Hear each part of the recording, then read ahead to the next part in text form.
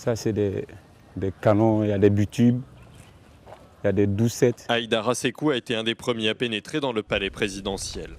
Aidé par les frappes de la force française Licorne et de l'ONU, lui et ses frères d'armes n'ont presque pas eu à combattre. Ils avaient camouflé des armes lourdes, des artilleries lourdes là-bas et tout.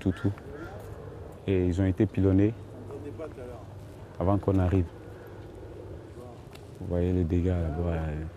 Et même présentement, c'est très dangereux parce qu'on a besoin des artificiers qui viendront pour désamorcer d'autres munitions qui n'ont pas pu exploser. Le palais présidentiel a lui perdu de son lustre d'antan. Il y a quelques semaines, Laurent Gbagbo recevait ici les médiateurs venus négocier une sortie pacifique à la crise. Dans les sous-sols, les combattants pro-Ouattara ont découvert un véritable arsenal. Mais ce n'est finalement pas ce qu'ils retiennent. Dans le palais construit par et pour Félix Houphouët-Boigny, le premier président de la Côte d'Ivoire indépendante, c'est un sentiment de gâchis qui l'emporte. Je suis déçu quoi, c'est une déception. Déçu pourquoi?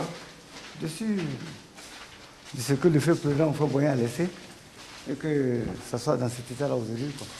Justement, pour ne pas le laisser dans cet état-là, ils sont une vingtaine de volontaires à se présenter sur le parvis du palais. Nous sommes venus pour nettoyer le palais présidentiel. Une nouvelle ère a commencé. Des volontaires. Des volontaires pour nettoyer le palais présidentiel. Il faut s'appeler le président Ouattara.